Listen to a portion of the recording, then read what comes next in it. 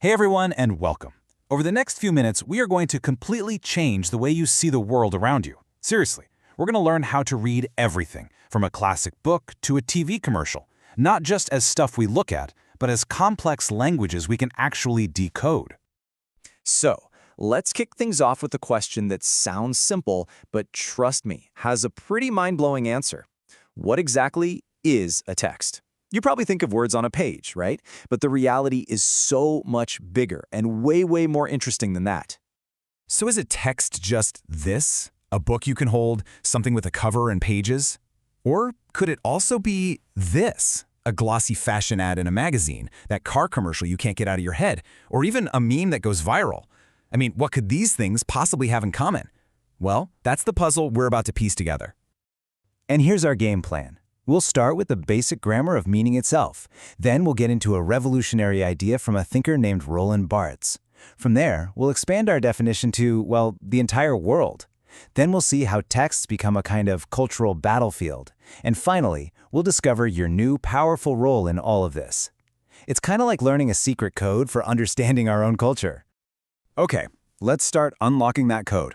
Our first stop is learning the absolute basic grammar of how meaning gets made.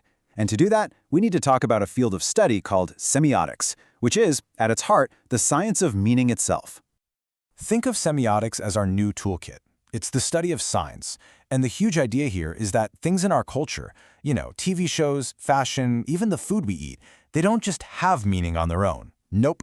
Their meaning comes from their relationship to a whole network of other things. It's all one giant interconnected language.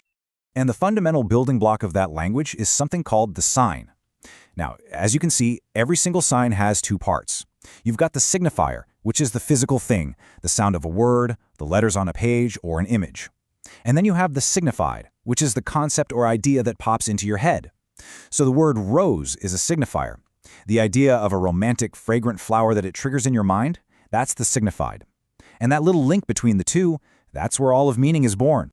So now that we have that basic building block, the sign, let's see what happens when we start putting them all together. And this brings us to a thinker who really took these ideas and completely changed the game for how we look at culture, the French intellectual Roland Barthes. Barthes proposed this really radical shift in thinking. He argued that we need to stop thinking about a work, a finished physical object like a book on a shelf, and start thinking instead about the text, which is something dynamic, open, and basically infinite. This chart really nails the difference. Just look at the criteria. A work is a physical thing, but a text, that's a process, a field of play. A work is supposed to have one single fixed meaning. A text is a playground of signifiers, constantly shifting.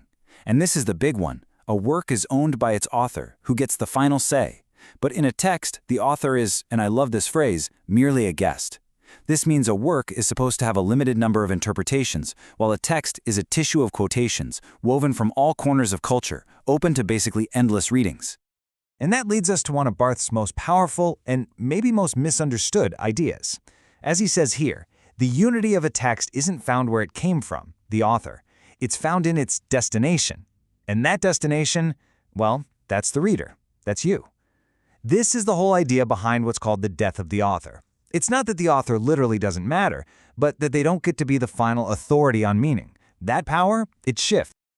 Okay, so if a text is this tissue of quotations and not just a book, then this idea is way too big to stay on the page. In fact, we can expand it to cover pretty much everything around us. If Barthes opened the door, another thinker, Jacques Derrida, basically blew the whole house down with his famously provocative statement.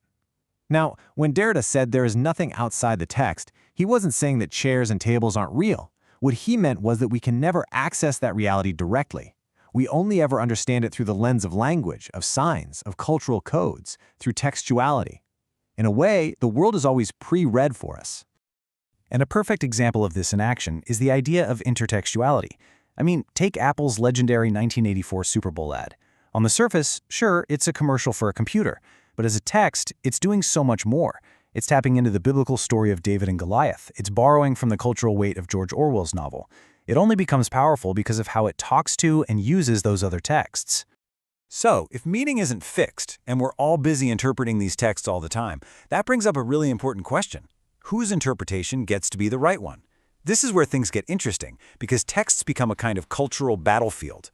A theorist named Stuart Hall showed that texts are never neutral. They are always sites where different ideas about the world, different ideologies, are fighting for dominance. Hall came up with this brilliant encoding/decoding model. He said that communication isn't just a simple transfer of info. First, a producer, say a TV studio, encodes a message with a certain preferred meaning, using the dominant codes of the culture. Then that message, the text, goes out into the world with all sorts of potential meanings, and finally the audience decodes it, but they don't always read it the way the producer hoped they would. In fact, Hall identified three main ways we decode texts. There's the dominant reading, where you pretty much accept the intended message, hook, line, and sinker. Then there's a negotiated reading, where you might accept the big idea, but you kind of push back on some of the details. And then there's the oppositional reading, where you completely reject the intended meaning and reinterpret the whole thing from your own point of view. So, we've gone from the tiniest building block of a sign all the way to this complex cultural battlefield. And all these ideas, from Barthes to Hall, they all point to one really powerful conclusion that completely changes your role in all of this. That old idea of a single, all-powerful author who dictates the one true meaning of a work, it's gone. In this new way of thinking, it's really language and culture that speak through the author. That single point of authority just isn't there anymore. And in the author's place, a new figure emerges. And this one has incredible power. The reader. You. You are no longer just a passive couch potato, consuming whatever is thrown at you. You are an active participant, a co-producer in the creation of meaning.